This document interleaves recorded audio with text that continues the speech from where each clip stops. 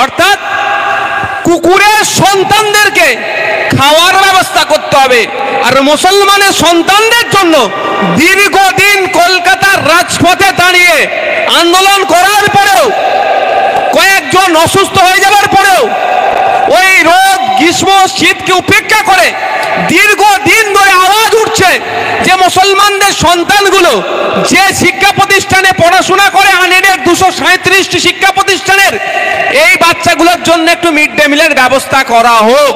তা মমতা ব্যানার্জি করলো না, কিন্তু আপনার বাড়ির পাশের স্কুলের কুকুরের বাচ্চাদের সন্তানের জন্য ব্যবস্থা করলো। তাহলে মুসলমানদের সন্তানগুলো কুকুরের সন্তানের থেকে ভালো কি খারাপ, আপনাদের কাছে আমি ছেড়ে দিলাম।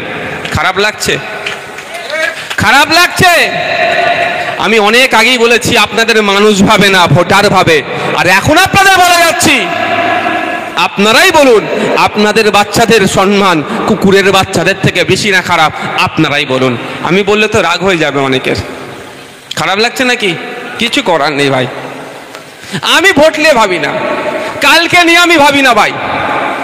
কালকে কি হবে ও নিয়ে আমি ভাবি না।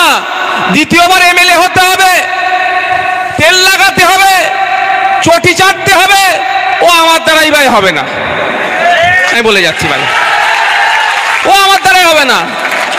কালকে আমি বাঁচবো কি মরবো গ্যারান্টি নেই। 2026 সালে আবার এমএলএ হতে হবে, ও স্বপ্ন থেকে কিছু লাভ হবে? কাল কিসনে দেখা বলতে পারবে কেউ? কালকে কি হবে? এই তো আমার একটা ছেলে আসলাম হাবিব বলে, আমার অত্যন্ত ভালোবাসার ছেলে, তার আগের দিনে আমাদের নেতৃত্বের সাথে কথা হচ্ছে, পরের দিন অ্যাক্সিডেন্ট করে মারা গিয়েছে। বলুন তা আমাকে ভাই যতটুকু টাইম পেয়েছি ভাই, আমি ওসব ভালো করে চেয়েছে একদম নবল লাগিয়ে দেবো। কেউ কি বললো দেখার দরকার নেই আমার। আমি 9 লক্ষ পরিবার মিলিয়ে 9 থেকে 10 লক্ষ মানুষ কি করবে? উড়িষ্যা সরকারের বাসভবন ঘেরাও করে বসে থাকবে। কেন? যে তোমরা বাঙালি শ্রমিকদেরকে নিরাপত্তা দিতে পারোনি বলে আজকে আমাদেরকে বাংলা থেকে ছেড়ে চলে আসতে হয়েছে। আমাদের এই 10 লাখ মানুষের খাবো কি করে, তুমি ব্যবস্থা করো। তাই তো নাকি ভাই? কিন্তু এটা আমার রাজ্য সরকার করছে না কেন? গুজরাটে কদিন আগে দেখলাম গরু ছাগলকে যেভাবে নিয়ে যায় রাস্তা দিয়ে বাজার থেকে কিনে, দড়ি দিয়ে দুদিকে করে পুলিশ দিয়ে ওই রোদে তাদেরকে অনেকের জামা খুলিয়ে হাঁটাচ্ছে। চরম মানবতা বিরোধী নয়? চরম অন্যায় নয়? সেখানেও অপবাদ দেওয়া হচ্ছে এরা নাকি বাংলাদেশি, কিন্তু অধিকাংশ পশ্চিম বাংলার তারা নাগরিক, বাংলায় কথা বলা তাদের অপরাধ হয়ে গিয়েছে। কিন্তু এর প্রতিবাদে কেন আমাদের রাজ্যের মুখ্যমন্ত্রী গুজরাটের মুখ্যমন্ত্রীকে জবাব দিল না?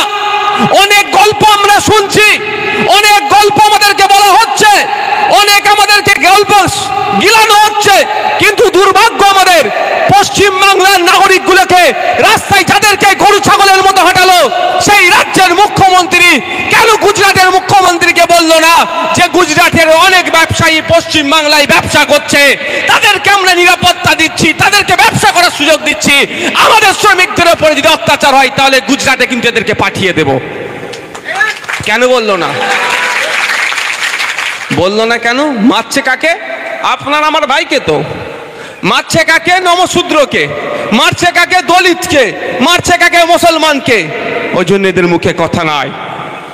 আর ভোটের দিনে দেখবেন লাইনে এরা আগে যায়, সকাল সকাল চান করে গোসল করে লাইন আগে ভোট দিতে যায় এরাই। মুসলমান, নমশূদ্র, দলিত, আদিবাসী এরাই যায়। পিছিয়ে বর্গের যারা ভোটের মিটিংয়ে এরাই ভর্তি করে। এই 21শে জুলাই হবে, দেখবেন হো হো করে ছুটছে কারা? এই সমাজের মানুষজন। কবে জ্ঞান ফিরবে এদের? তাই আমি আপনাদের বলি, আমি আর একটা সমাধানের জন্য বলেছিলাম পশ্চিমবাংলা সরকারকে। সমাধানটা কি? প্রতিটা রাজ্যে একটা করে অফিসার রাখা হোক পশ্চিমবাংলা সরকারের পক্ষ থেকে। এই উড়িষ্যাতে বাংলাদেশি বলে ধরেছে, ফোন ঘুরতে ঘুরতে আমার কাছে আসছে, আমি যোগাযোগ করছি, অন্যজনের কাছে আসছে, তারা ছাড়ানোর চেষ্টা করছে।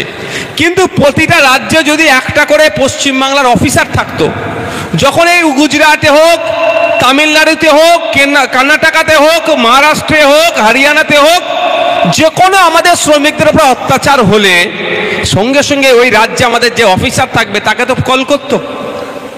তার কাজ কি হতো? লোকাল থানায় যোগাযোগ করে এটা সমাধান করা। আপনি বলুন, এখানে যারা কেরলের আছে, কেরলে কাজে যাই আমরা অনেক, কর্ণাটকাতে কাজে যাই, মহারাষ্ট্রে কাজে যাই, আপনার তামিলনাড়ুতে কাজে যাচ্ছে তো আমাদের লোকজন। তামিলনাড়ুতে কোনো একটা সমস্যা হয়েছে, পুলিশ তুলে নিয়ে গেছে, ধরো থানায় নিয়ে গিয়ে ও দুটো ভাষায় খুব বেশি হলে কথা বলে, ওরা হিন্দি বলতে চায় না। কি বলে? হয় তাদের লোকাল ল্যাঙ্গুয়েজ আর না হলে ইংলিশে। আমরা যারা শ্রমিক যাচ্ছি আমরা কি ইংলিশ বলতে পারবো তো সেই রকম ভাবে? বাংলা ছাড়া আর হিন্দি, হিন্দি ওরা শুনতে চায় না। তাহলে সমাধান কিভাবে হবে? আমাকে অমুক লোকে মেরেছে, আমি কিভাবে বলবো? মার তো আমি খেলাম, আবার পুলিশ আমাকে তুলে নিয়ে এসছে, তামিলনাড়ুর পুলিশ। তাহলে যদি আমাকে তুলে নিয়ে আসার সাথে সাথে আমি তো একা যাইনি, আরো তো কাজের লোক আছে আমার সাথে, তারা যদি অফিসারকে ফোন করে, নোডাল অফিসার হিসাবে নিয়োগের কথা বলেছিলাম, কি যে আমাদের অমুক লোককে তুলে নিয়ে গেছে, সেই অফিসারটা তো ইংলিশে কথা বলবে, থানার সাথে কথা বলবে, বা তাদের লোকাল ল্যাঙ্গুয়েজ যদি পারে, রপ্ত করতে পারে। এই ধরনের প্রভিশন আছে ভাই। Indian forest service, Indian foreign service, IFS, শুধু IS IPS নয়, IFSও আছে।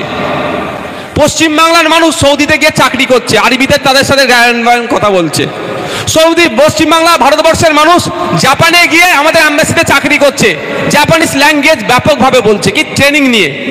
পাস করার পরে সরকার টাকা দেয় তাকে ওই ল্যাঙ্গুয়েজ শেখার জন্য। বুঝতে পেরেছেন?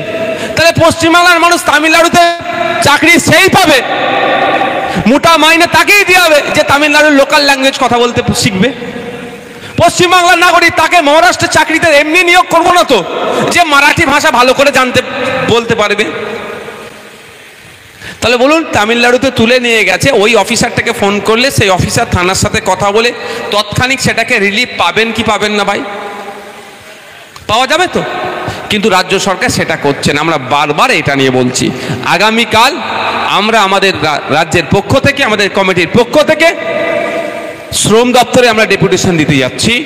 আমরা শ্রম দপ্তরকে জানাচ্ছি যে এইগুলো আবার ওদের কানে একবার ঢুকানোর চেষ্টা করছি।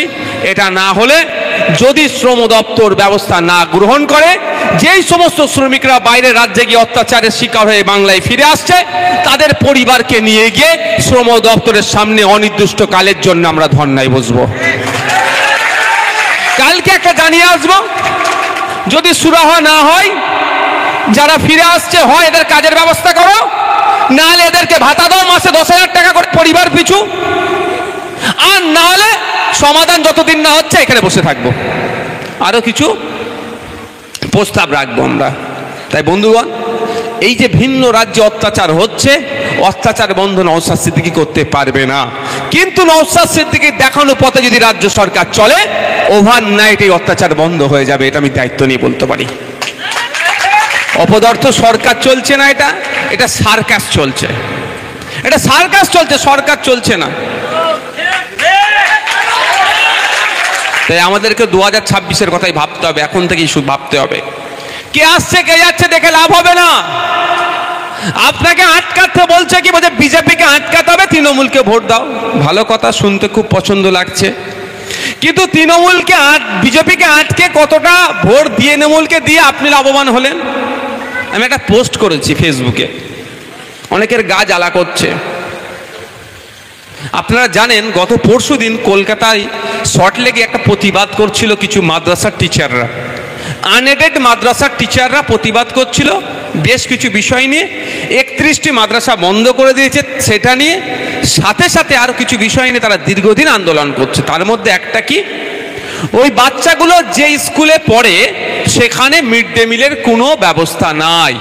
কিন্তু ওটা সরকার বলছে ওটা আমার মাদ্রাসা, সরকারি মাদ্রাসা। সরকার বলছে ওটা সরকারি মাদ্রাসা, সরকার স্বীকার করছে ওটা সরকারি প্রতিষ্ঠান, কিন্তু সেই সরকারি প্রতিষ্ঠানে মিড ডে মিল দিচ্ছে না।